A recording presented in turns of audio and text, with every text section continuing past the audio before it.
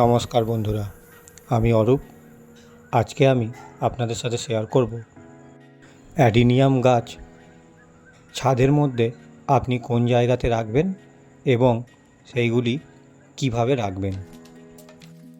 বেড়ে ওঠার জন্য এই গাছের প্রয়োজন হয় প্রচুর পরিমাণে সানলাইট। তাই দিনের শুরু থেকে শেষ পর্যন্ত ম্যাক্সিমাম সানলাইট আপনার ছাদে যেই জায়গাটিতে পড়ে আপনি আপনার টবগুলি সেই জায়গাতেই রাখলে সব থেকে ভালো হয়। অ্যাডিনিয়াম গাছের ডালপালা অনেক নরম হয়, তাই আমাদের টব পাশাপাশি রাখার সময় মনে রাখতে হবে দুটি গাছের মধ্যে যথেষ্ট পরিমাণ দূরত্ব থাকে। তা না হলে নাড়াচাড়া করার সময় গাছের ডালগুলি ভেঙে যেতে পারে।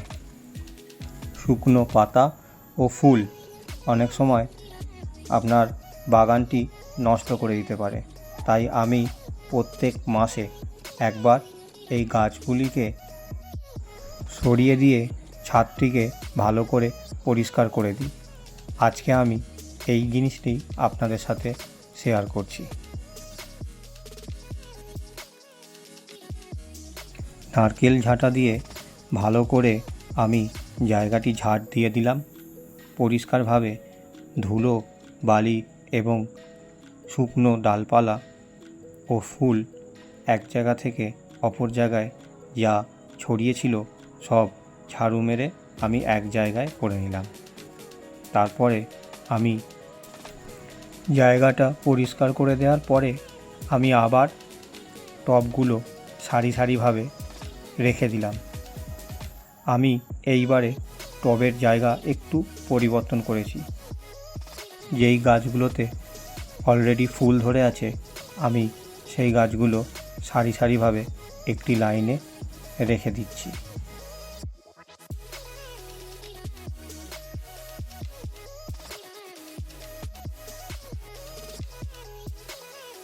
গাছগুলি রাখার সময় আমি একটি নির্দিষ্ট দূরত্ব বজায় রাখব, যাতে করে কোনো গাছের সাথে কোনো গাছ লেগে গিয়ে ভেঙে না যায় এবং ক্ষতিগ্রস্ত না হয়। এইবার আমি কাটিং করা গাছগুলি অপর প্রান্তে রেখে দিচ্ছি, যাতে করে সূর্যের আলো এই গাছগুলির ওপর খুব ভালোভাবে পড়ে এবং কাটিং করার পরে যে সমস্ত নতুন শাখা পোশাখাগুলো বেরিয়েছে সেইগুলো খুব সুন্দরভাবে বেড়ে ওঠে।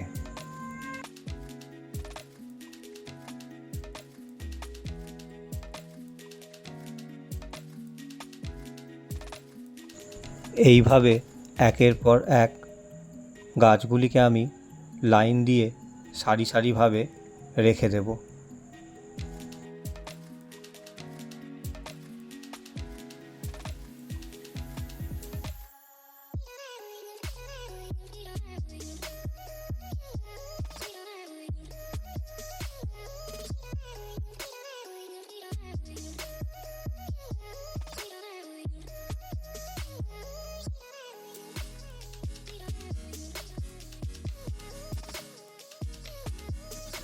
গাছগুলি কাটিং করার ভিডিও আমি এর আগেই আপনাদের সাথে শেয়ার করেছি।